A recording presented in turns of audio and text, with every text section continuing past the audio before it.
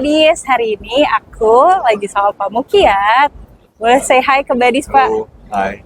Dan kita bakalan ngobrolin soal personanya seorang Pak Mukiat. Karena kalau misalnya kita lihat di sini kan Pak Mukiat udah sering banget di interview soal brand, soal sekarang lagi jadi presiden director di Bridgestone juga gitu. Itu kan udah sering, tapi kayak sebagai persona dong Pak, share gimana Pak Mukiat tuh bisa punya personal branding yang kuat banget, apalagi di kalangan teman-teman media gitu. Oke, mungkin kalau dari saya gini kan kebetulan memang kalau dari saya berhubungan dengan media sejak waktu pas saya di GM pertama kali, General Motors Indonesia, itu sudah 22 tahun lebih yang lalu ya, tahun 1997 awalnya saya waktu itu dealing dengan media gitu. Menurut saya yang sering kali orang salah adalah hanya menyampaikan kepada media apa yang dia mau. Oke. Tapi kita tidak mencoba mengerti juga bahwa dari segi media they need something in return. Oke, jadi supposed to be win-win kan. Kita mau menyampaikan message kita, tapi juga kan kembali kita harus mengerti dari media pun they need something in return dari kita terkait apa yang ingin kita sharing, dan itu should be as open as possible. Jangan cuma one-sided di mana maunya this is the good thing, tapi tanpa menceritakan secara overall marketnya.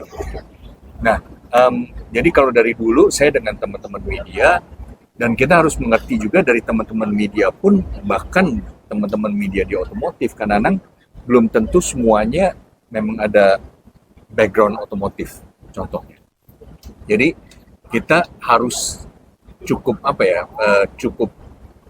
mau berbagi dengan mereka, menerangkan kepada mereka kalau mereka kurang mengerti. Saya rasa itu paling utama, karena kalau enggak kesannya kita menggurui juga. Jadi it should be a win-win situation, saya rasa. I see. Ya, apalagi untuk saya sendiri sekarang kan juga di dunia otomotif baru nih gitu, dan banyak banget belajar juga dari how you treat the media, gimana Pak Mukiat present informasi terutama. Dan banyak sebenarnya brand-brand tuh yang suka takut gitu Pak sama media, karena ya takut slip off atau kayak ada informasi yang tidak harus keluar dan lain-lain. Nah, untuk punya confidence selevel Pak Mukiat itu gimana sih?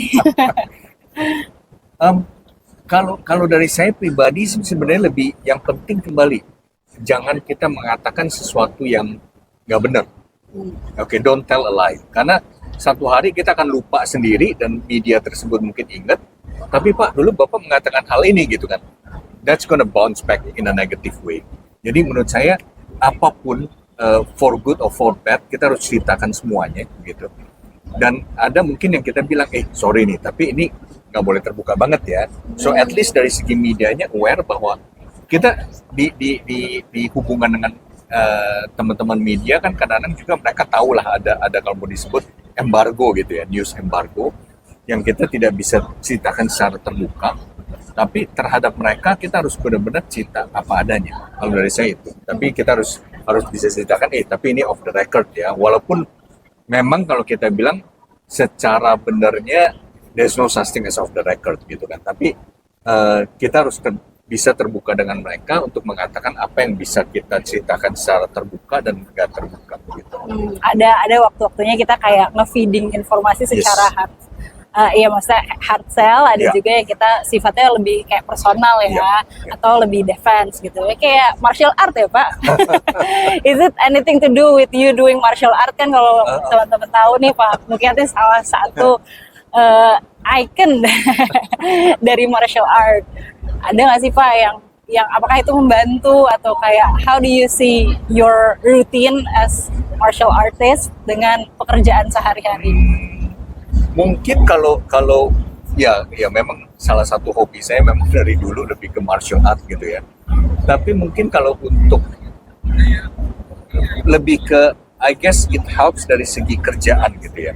Karena kembali prinsip dari martial art kan sebenarnya you have to be confident tapi nggak overconfident gitu. Karena kalau perumpamaan saya, if you're being overconfident, gak lama akhirnya cium lantai gitu kan, KO gitu kan ya. Nah, ini yang menurut saya dalam pekerjaan pun juga kita we should be confident tapi juga jangan overconfident, karena dengan begitu kita juga sadar bahwa there's always new things for us to learn every day.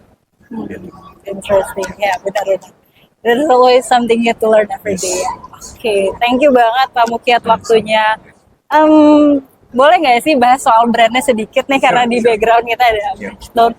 How do you see Bridgestone in the future, dan how are you planning to shape the image of Bridgestone gitu sih Yeah. Pak?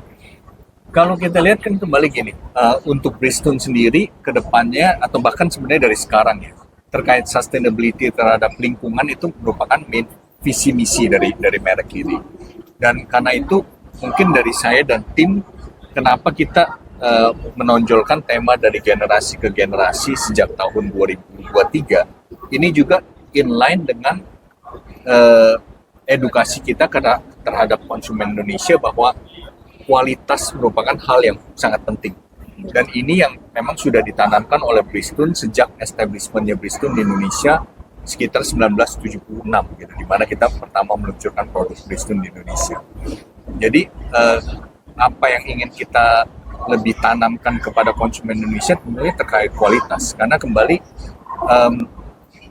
kalau orang bilang ada harga ada kualitas, that's true. Karena kembali ya nyawa kita kan nggak bisa dibeli karena dengan oke, ini murah gitu kan. Dan if something happen, kita nggak bisa rewind back. Ya, jadi saya rasa kembali kualitas dari segi produk dan dari segi service merupakan main key traits dari Bridgestone yang saya dan tim ingin tanamkan kepada konsumen Indonesia. Dan ngomongin soal sustainability, bener banget Pak.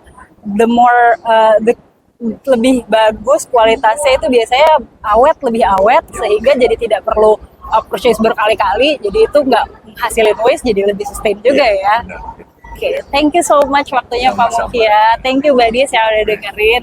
So, kalau kalian pengen dengerin lebih lanjut lagi, Kombat, jangan lupa like dan follow dan subscribe. Bye! Bye Badis.